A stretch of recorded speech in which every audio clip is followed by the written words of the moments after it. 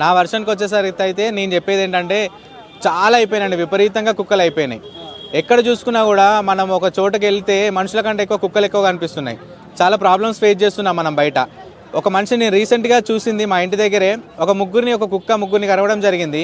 వాళ్ళు ఇప్పటికీ ఆ డ్యామేజ్తో వాళ్ళు కోలుకోలేకపోతున్నారు. మరి ఈ మున్సిపల్ వాళ్ళు ఏం చేస్తున్నారు? మేము చాలాసార్లు కంప్లైంట్ చేయడం జరిగింది. ఈ మున్సిపల్ వాళ్ళు ఏం చేస్తున్నారో అర్థం కావట్లా. అలాంటి కుక్కల్ని పెంచి విపరీతంగా రోడ్ల మీద వదిలేస్తే వాళ్ళు కాదు కదా ఎఫెక్ట్ అయ్యేది, జనాలలో బ్రతుకుతున్న జనాలు ఎఫెక్ట్ అవుతున్నారు. ఆ కుక్కల్ని తీసుకెళ్ళిపోయి ఎక్కడ అడవిలను వదిలేయండిరా బాబు అని రిక్వెస్ట్ చేస్తున్నాం మేము మున్సిపల్ వాళ్ళని. ఇప్పటివరకు ఒక్కరు కూడా పట్టించుకున్న పాపాన పోలే. నేను ఒకటే చెప్తున్నానండి, కుక్కలు మాత్రం ఉండకూడదు. ఆ కుక్కల్ని పెట్టుకొని ఈ జనాల మీదకి పంపించేసి అవి బాగా జనాలు కూడా చెత్త ఎక్కడ పడితే అక్కడ పడేస్తున్నారు. నాన్ వెజ్ తింటున్నారు, ఆ నాన్ వెజ్ బొక్కలు రోడ్ల మీద పడేస్తున్నారు. అరే మరి మీ ఇంట్లో చెత్త కుండీలు లేవా, లేకుంటే చెత్త వ్యాన్లు రావట్లేదా? మాకు అర్థం కావట్లా.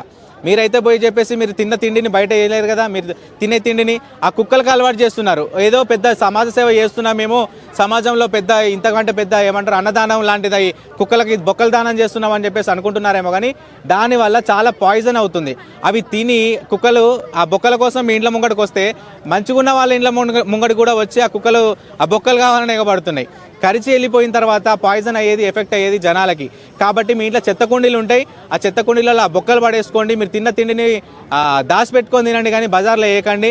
ఇలాంటి కుక్కలను అలవాటు చేయడం వల్ల చాలా అయిపోతున్నాయి. ఒక కుక్క వల్ల చాలా 10 కుక్కలు వస్తున్నాయి. రోడ్ల మీద నిద్రపోవడానికి కానీ బయట తిరగడానికి కానీ చిన్న చిన్న పిల్లల్ని పట్టుకుంటున్నాయి కుక్క పిల్లలు.